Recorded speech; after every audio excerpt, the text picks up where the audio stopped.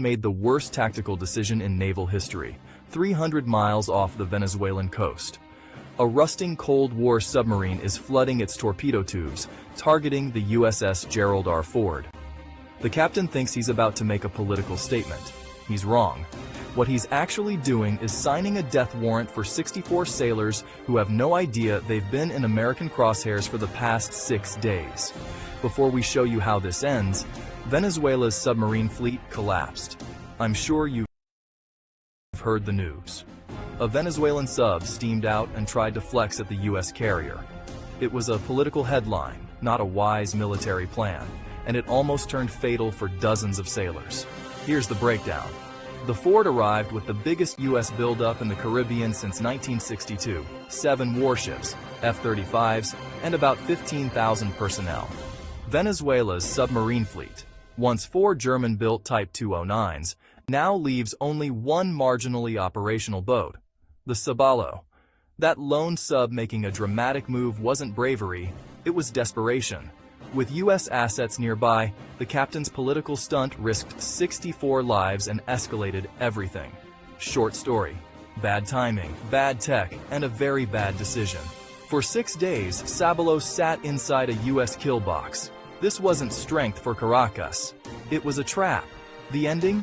De-escalation by superior force. At dawn, the Caribbean looks harmless. Flat water, pink sky, fishing boats cutting lazy lines toward the horizon. From the surface, nothing suggests that one of the most closely watched underwater battle spaces on Earth lies just below the waves. But just before sunrise, a shape slipped free of the pier at La Guaira Naval Base that wasn't supposed to matter anymore. The submarine was old, so old that even its own navy had stopped pretending otherwise. Paint blistered from salt exposure, rubber seals replaced with improvised fittings, components scavenged from its dead sisters just to keep its engines turning. In most military assessments, it wasn't a weapon system. It was a liability. And yet, it sailed. Not because it was ready, not because it was capable, but because sometimes regimes don't send forces to sea to win. They send them because doing nothing feels worse than failing. Inside the pressure hull, the crew moved with the quiet efficiency of men who knew exactly how fragile their situation was. No speeches, no bravado, just checklists written decades ago, followed out of habit rather than confidence. Every valve opening carried the unspoken question, will this be the one that doesn't close again? Above them, the world believed the Venezuelan submarine force was effectively finished. Analysts called it non-operational. Think tanks labeled it symbolic. Naval journals stopped mentioning it altogether. That assumption was the first mistake, because symbols still float, and symbols still sink ships if someone lets them get close enough. What the crew didn't know, what they couldn't know, was that the moment their lines were cast off, their journey had already ended. Not physically, strategically. Long before the submarine reached open water, it had announced itself, not with radios or radar, but with sound. The low-frequency hum of aging turbines, the uneven cadence of shafts no longer perfectly aligned. An acoustic fingerprint so distinctive it might as well have been a name. That sound didn't need to travel. It didn't need to. Somewhere far beyond the horizon, in places no map will ever show, analysts leaned forward in their chairs, screens populated with familiar patterns. A file opened. A clock started. The submarine believed it was entering the Caribbean unseen. In reality, it had stepped onto a stage, and the audience had already been seated for decades. What happens next is not a story about battle. It's a story about restraint, about power so absolute it doesn't need to prove itself, and about how, in modern warfare, the most dangerous moment isn't the firing of a weapon. It's the decision not to. The first thing the crew noticed was nothing. No alarms, no sudden course corrections, no hostile sonar pings ripping through the hull, just the steady, mechanical breathing of a submarine that had made this journey before, back when it still mattered. At periscope depth, the Caribbean looked unchanged. Merchant traffic moved along predictable lanes, weather satellites promised calm seas. On paper, the patrol was already a success. They had left port, they were submerged, they were operational. That illusion lasted exactly 4 minutes. Far from the submarine, in climate-controlled rooms thousands of miles away, the ocean had already spoken. Sound doesn't disappear underwater. It accumulates, it reflects, it bends, and when it reaches the right sensors, it tells stories more clearly than any human witness. A faint harmonic registered first, not loud, not aggressive, just wrong for a biological source. Then a second array confirmed it, then a third. By the time the submarine cleared the continental shelf, its acoustic signature had been plotted, verified, and labeled. Not as a contact of interest, not as a potential threat, as known. The crew adjusted course slightly, unaware that the maneuver only sharpened the picture. Older boats carry their history with them. Every repair, every misalignment, every compromise leaves a mark in sound. To trained ears, this submarine didn't just announce its presence, it introduced itself. Ahead of it, the ocean wasn't empty. It was occupied by machines that never surfaced and people who never slept at the same time. A Virginia-class submarine slid silently along the thermal layer. Engines whisper quiet, sonar operators listening not for noise, but for absence. Another tracked from the flank, matching speed without matching depth. A third waited farther out, insurance against surprise. None of them needed to see the Venezuelan boat. They could feel it. Every course change narrowed the geometry. Every minute refined firing solutions that no one wanted to use. On the tactical displays, probabilities climbed towards certainty, then flattened. There was nothing left to learn. Still, no one spoke of engagement, because modern naval warfare isn't about destroying what you find, it's about deciding what you allow to continue. Inside the aging submarine, tension crept in quietly. Not fear, professionals don't panic that easily, but awareness.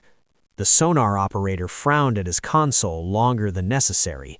A navigation fix took an extra verification. Small hesitations that suggested something wasn't wrong, but wasn't right either. The ocean has a way of telling submariners when they're no longer alone.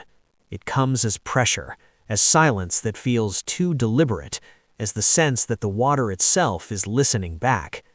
Still, the captain pressed on. Orders were orders, and turning back without cause would be worse than mechanical failure. It would be doubt. Doubt had no place in a navy already fighting for relevance. What none of them realized was that the decision had already been made, for both sides.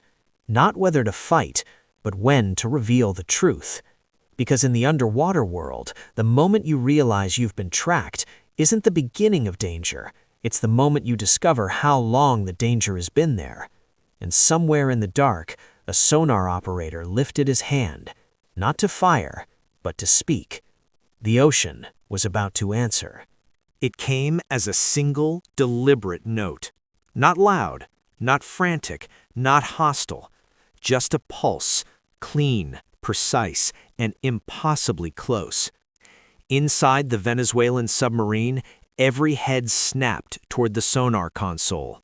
Conversations stopped mid-sentence. Even the boat itself seemed to hold its breath. Active sonar.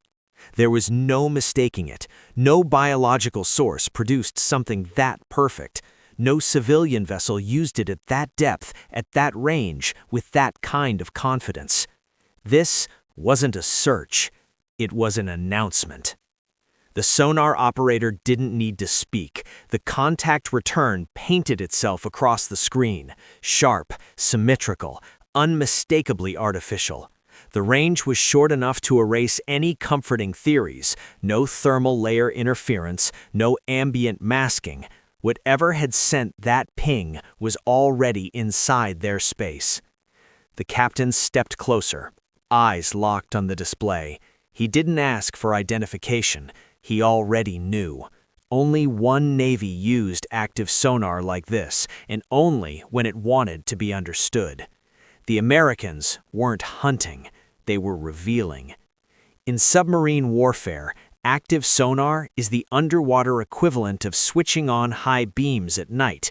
You don't do it unless you're certain of what's ahead, or unless you want the other driver to know exactly where you are. The return told a brutal story, a hull far quieter than anything in the Venezuelan inventory, a propulsor that erased cavitation instead of producing it, a silhouette that matched intelligence briefings every submariner on Earth had memorized. Virginia class. And it wasn't alone. A second ping followed, not overlapping, but sequenced. Another platform, another angle. Triangulation happening in real time, not for targeting, but for certainty. This wasn't intimidation by noise, it was intimidation by clarity. The crew's training kicked in automatically. Speed adjustments, depth confirmation, passive sensors straining for something, anything that might suggest escape. But there was nothing to hear except themselves. That was the worst part. Silence, when it's intentional, is never empty. On the captain's internal timeline, possibilities collapsed one by one. There would be no dramatic chase, no heroic evasion through thermal layers, no last-minute launch. If they opened a torpedo tube now, the Americans would know before the pressure equalized. If they altered course aggressively, their acoustic signature would spike. If they ran, they would simply die tired. The tactical math wasn't complex. They were already inside the kill zone. And yet, nothing happened.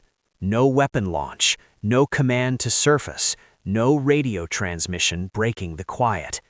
Just that single ping hanging in memory like a fingerprint pressed into water. It was a message without words. We see you. We know who you are. You are alive because we are disciplined. The captain exhaled slowly, realizing something that no manual ever states outright. This wasn't a confrontation, it was a lesson. The Americans didn't need to prove dominance, they needed to display restraint. That restraint carried more force than any torpedo ever could. After a long moment, the captain gave the order: reduce speed, level off, prepare to surface. Not in surrender, in acknowledgement. Above them, the sea remained calm, unaware of how close it had come to becoming history. Below, steel and men adjusted to a reality that could no longer be ignored. The submarine would return to port. The incident would never make headlines. No medals would be awarded. But every Navy watching, every one of them listening carefully, would understand exactly what had happened. The first ping wasn't a warning. It was a decision. The submarine surfaced without ceremony. No flags, no radio calls, no dramatic break through the waves. Just steel rising into daylight, slow and careful, like an animal that knows it has been spared. Hatches opened. Air rushed in, heavy with salt and diesel. The crew blinked against the sun, eyes adjusting not just to the light, but to the fact that they were still alive. No one spoke about the sonar ping. No one needed to. It hung between them like an unspoken verdict. What followed was not an escort you could see. Below the surface, the Americans stayed where they were, never close enough to be heard, never far enough to lose contact. A presence without pressure, a reminder without threat. Every time the Venezuelan submarine adjusted course, someone, somewhere, adjusted with them. The message was consistent: we are still here. The captain ordered a slow turn east, not back immediately, too abrupt would look panicked, but onto a path that, given enough hours, led inevitably home. The navigation officer plotted the course without comment. The sonar operator stopped pretending he was searching. There was nothing to find that hadn't already found them.